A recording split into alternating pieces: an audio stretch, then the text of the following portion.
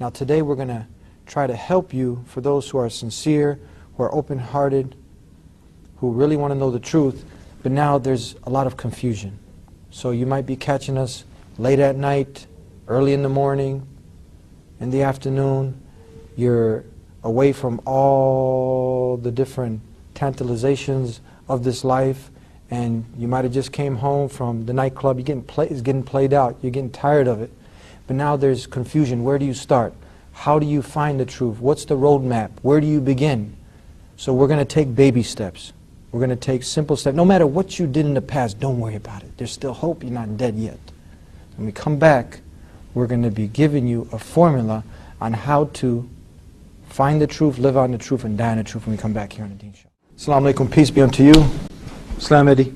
Thank you. You seem a bit quiet today, man. Today, you know, we're going to get excited as we go along, but this is a very serious issue. You know, we share because we care. We care about the people. We want the best for them. We certainly do. You know, there's a lot of doubt that's created about us Muslims. Yeah, but you know the Prophet said, none of you truly believe until you love for others what you love for yourself. And the thing that every Muslim, every true believer loves the most, without any doubt, is Islam. Yes. You know, a true believer would rather be thrown into the fire than to go back to that condition where they were without the guidance of Allah in their life. So that is how dear and how important, I mean, really in reality, Islam, it is life, Eddie. It's life on a totally different scale. And when you are not connected with your Lord, when you're not connected with your Creator, when you're not remembering Him, knowing Him, you might as well be dead. And I'm sure many people, they might have been involved in drugs or still are. Women might have been getting used by men and abused and going to the nightclubs and, you know, living from Friday to Friday, work, party, make a little money, and then let loose. But now it's just getting played out. It's getting played out, but there's still some doubt and confusion. They don't know, they don't have a roadmap, but now somehow they got tuned into the Deen Show. Maybe a Muslim got them to sit down and they're thinking serious. So where do they begin? This is the first step, but where do they go from here? We want to give them some encouragement and some kind of formula that after this show, they'll be excited to live a new life. I think, you know, I think the question, where do they begin, depends on who the they is. It depends on who's out there. And people are so different. They're different in different ways. They're different emotionally, they're different intellectually, they're different spiritually. So, you know, a question like that is a bit like, well, how long is a piece of string? Well, which piece of string is it you're talking about? I mean, it's easy if you know, like we've talked about before. We talked about a specific example. Here's a character, he's like ABC. You know, what do we say to him? What have we got to say to him? But I think, you know, you're talking about people coming. The question I really want to ask everyone out there. Please ask it. The people who have come back from nightclubs, the people who are playing it out, as you called it. I've never heard that expression before, coming from quaint old England.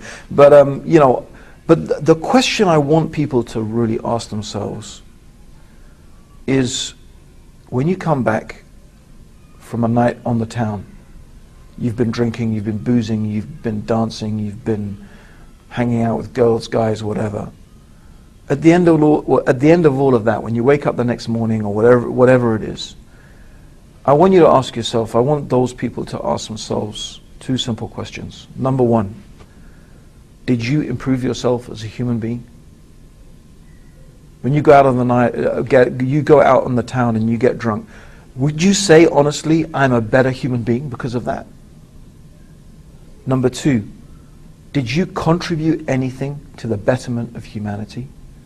Because the reality is, Eddie, if you haven't improved yourself as a human being, and if you haven't contributed to the well-being of humanity, the amazing thing is that the most advanced studies in psychology about human happiness show that these are the two key factors in making people profoundly happy. I don't mean happy on a temporary scale where, yeah, man, I feel happy, I'm a bit stoned, I'm a bit wasted, I just had some nice sex or whatever, right? Yeah. How long does that happiness last? It doesn't, because the problem is this hedonism, this giving yourself into these so-called pleasures and luxuries of the life, they have no permanence at all. The moment the actual experience has ended, the moment the alcohol has worn off, the moment excuse me for being frank, the moment the orgasm has gone, what's left, right? What have you got left? You got nothing. And at the end of it, you don't feel I'm a better person. You don't feel humanity has improved because of what I've done. So how is that going to improve your feeling of self-worth? How is that going to make you feel better as a human being? It doesn't. And people reach a stage when they begin to realize that, maybe not consciously, maybe not intellectually, but they begin to realize that, wait a minute, I am achieving nothing. I am going nowhere. Where is all of this getting me? And this is actually a problem the whole society faces. Okay? The whole society is facing this big problem. Now, Okay. the person who's listening, and usually all he watches is MTV, the reality shows, and he sees, let's say, Puff Daddy, and he sees him with all the glitz and glamour and all the women, and he's always smiling, having a good time, and now he feels like, you know what, I got a good voice, I can sing, I can make it, I can be up there and I'll be happy. So that's the only ambition he's got.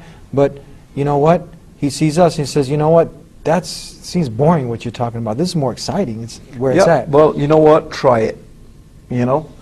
Go, if that's how that person feels, go for it. You'll see how empty it is. You'll see how shallow it is. You see, there are some people who admit it to themselves, and there's some people who just keep fooling themselves. They just say, well, maybe I don't have enough women, maybe I don't have enough money, maybe I don't have enough drugs, right? And they just go deeper and deeper and into it more and more. But in reality, you don't find these people have any profound sense of happiness.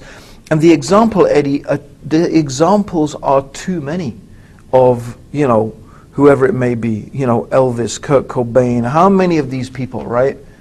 How many of these people were taking the question I ask is, if you're happy, why do you take drugs? Why do you take drugs? If you're happy, why are you taking drugs? Yeah. You take drugs because you're not happy. If you're happy, why do you need to surround yourself with all of these women? Because you're not happy, right?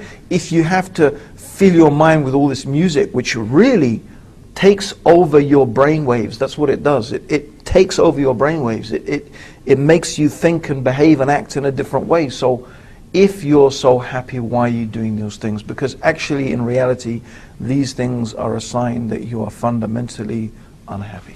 Do people confuse now because they think by doing this, at that moment, when you're dropping a pill of ecstasy or doing some coke, you get this high, you feel like, yeah, I'm on top of the world now. Yeah, but I'm then good. But is that peace or is that pleasure? How do you differentiate the two? Well, fun and happiness. I think I am talking really from a psychological point of view, but you see, what you find when you begin to study Islam, when you begin to look into Islam, you will see, it'll become clear to you. If you study psychology, and then you study the Quran, and you study the example of the Prophet Muhammad, what you will see, and what you will begin to realize, is that the one who revealed this knowledge, the one who revealed this Quran, the one who taught this man Muhammad, is the one who knows exactly the needs and the requirements of the human being. Because he is the creator of the human mind, he is the creator of the human brain. He knows our psychology better than we know ourselves. And this is one of the remarkable things about the Quran when you study it, and Islam when you live it. And this is what really we have to connect to. We have to connect to this understanding that the Quran is from God, that Muhammad is his messenger, and the answers to the problems in our life are there. Snorting cocaine, taking drugs, drinking alcohol, womanizing, these things are not solutions. They're not solutions. Let's take a break and we'll come back. More on the back on the Deen Show with Sheikh Abdul Rahim Green, who is a former Christian, Buddhist, went to this ism, that ism, traveled all over looking for the truth, accepted Islam. His stories at thedeenshow.com. You can view that. He has his own personal section. He has his biography. But today we're trying to give some kind of blueprint for a person. We're trying to create some urgency for the person to take this seriously. And right now he might be even having a can of beer, a bottle of champagne. You got all sorts of things going on out there. But she's enjoying what we have to say. She's getting fed up of feeling like she's just getting used and abused by all the men. One man after another. She thinks she's found Mr. Romeo. Next thing's she's getting kicked out of another car. And this. Well, I mean, what do you expect? And you know, you look at these. You just turn on MTV. You look at these rappers. You look at these musicians. You look at these people with their string of women dancing around them like I don't know what. I mean, this is misogynistic. This is woman hating, right? This is treating women just like sex objects. And the sad thing is these women just behaving like they're just nothing more than just like, you know, little bits of decoration for these men. I mean, it's really sad to see that. It's sad to see men behaving like that, and it's sad to see women being treated like that. And I know the vast majority of women, not all of them, but most of the women out there, they want a man who is going to support them, who is going to be with them, who's going to stay with them, who's going to love them, and who she can love back. That's what they're looking for.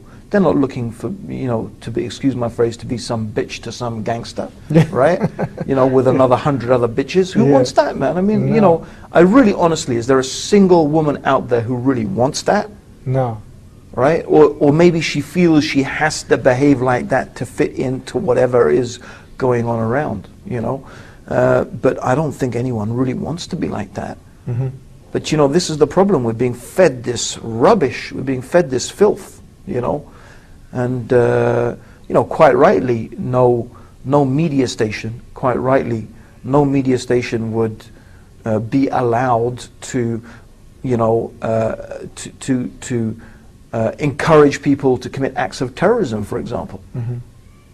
How do we allow people to come on and sing about shooting other human beings, stabbing them, killing them, you know, really what comes down to really abuse of humanity? I mean, how do we allow that type of stuff, you know?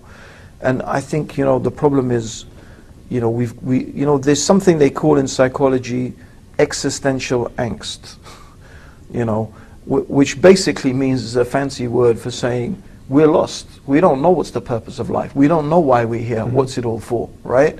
We've just given ourselves up to this hedonism, sex, drugs, rock and roll, right? Bread and circuses.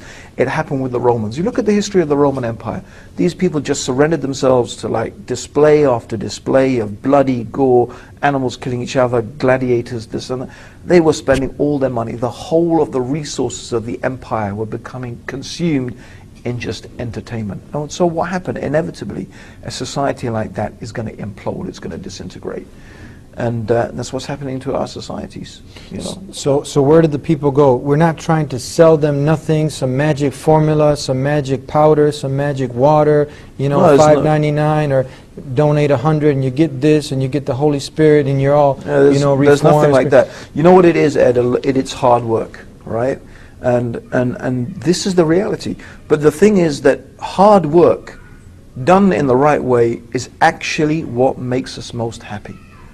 Hard work is what makes us happy. This instant gratification does not lead to happiness. Yes. Right? Because when you work hard to do something that is worthwhile, and you know it's worthwhile, then you feel profoundly happy and satisfied. When you work hard to achieve something that is going to benefit other human beings, it gives you a profound and real sense of happiness. And this is the key to happiness. The key to true happiness is, number one of the keys to true happiness is gratitude. Gratitude is a key to happiness. Being grateful for the blessings and the bounties and whatever it is that you have in your life, however bad you think your life is, believe me, you can find someone else who is worse off than you. So actually, everybody should take some time to sit down right now and think about all the things that they have. Even, why not even make a list? All the things I have to be grateful for. And no person should forget that they should be grateful to the one who created them. Because true gratitude, and the gratitude that is going to make you feel better, is one that is displayed. You know, if you should be grateful to your parents for whatever they've done for you. You should be grateful to your husband, to your wife, to your kids, to your mum, your dad, whoever it is, whatever, who has done something for you. Gratitude means recognizing the beautiful things and the blessings you've got in your life and thanking people. You know, thanking them for what they have given you. How then can you really be profoundly happy if the one who is most worthy of our thanks, the one who has given us everything, our Creator, we don't thank God? So gratitude for what we have got, feeling, recognizing the bounties that Allah has given us, is the number one key to profound and true happiness. Okay? The next key is doing things to help other people. If you ask most people, and this is all proven by psychological studies, this is not just, you know, you can check this stuff out, and this stuff is confirmed by studies, psychological studies that have been done. Most people, if you ask them, what's going to make you happy in life? You know, they'll say money, car, nice house. But the reality is that these things actually have been proven not to make people happy at all. Because what happens is, the moment you have your nice car, you enjoy it for 2 weeks, and then Just played out now. Now you yeah, want it just some- like gets another boring, one. right? Yeah. So then you need something else, right? So what they found is that, in fact, in reality, things do not make people happy. What makes people happy is, number one, experiences. When people experience something profound, right? They go somewhere, they see something that affects them profoundly. They participate in an activity. They learn a new skill set. Maybe they join your club, right, and learn jiu-jitsu. Yeah. I mean, you know, that is the sort of thing that actually helps to make people profoundly happy. When they learn a new language, they study something they haven't studied before, right? And the other thing is helping others. Actually, it's been proven psychologically that the happiest people, and the time that people are happiest, is when they are actually involved in helping other human beings. So that's another key to happiness, is to help others. What, of course, we call in Islam giving charity. In fact, the Prophet Muhammad, may God's peace and blessings be upon him, said that on every single joint of your body, there is an act of charity that is due on every joint of your body. Whatever it is, 360 Yes. joints in your body, there is an act of charity that is due on it every day. Every day. And that doesn't just mean giving money. You know, charity can be, you know, encouraging the good, forbidding the evil, helping a person load up their car, helping, you know, whatever smiling is, Yeah. can be charity, you know. So what can be charity is huge. But this whole mode of behavior where you altruistically, you know, help others. And of course, in Islam, we do things for the pleasure of Allah. And it's not because you want something back. That would ruin the effect of it. You don't do it because you want something back, because then this would be selfish, Yes. right? Then, you know, that only is you wanting something, and that's not what gives you the feeling of happiness, right?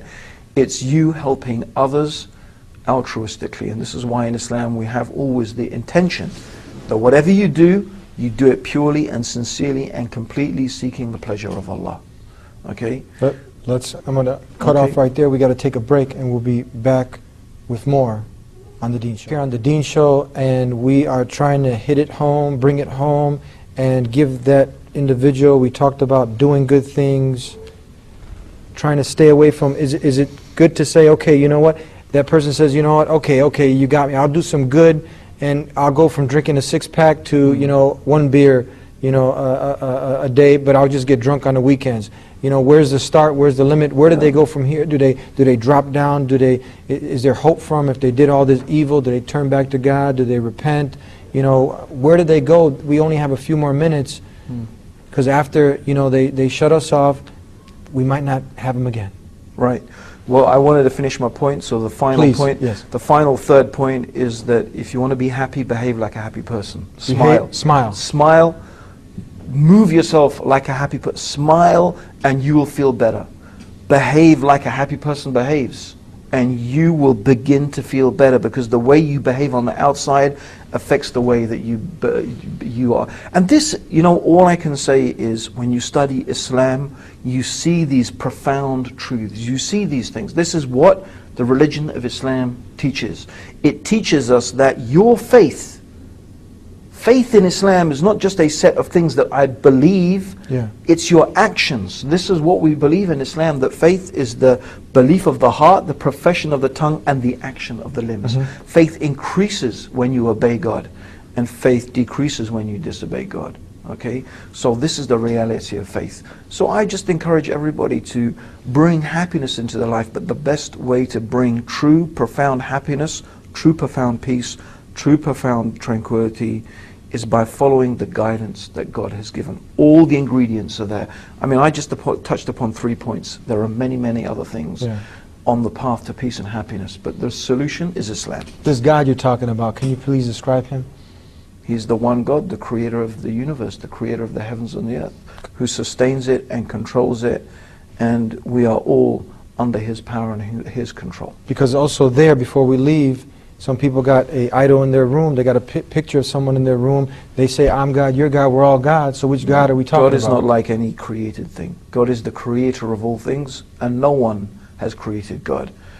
God is the creator, and he is uncreated. He has no beginning and no end. Whereas the universe has a beginning and has an end. We have a beginning, we have an end. We're mortal, we're limited, we're finite. Allah is eternal and uncreated and infinite, the self-sufficient. He needs no one.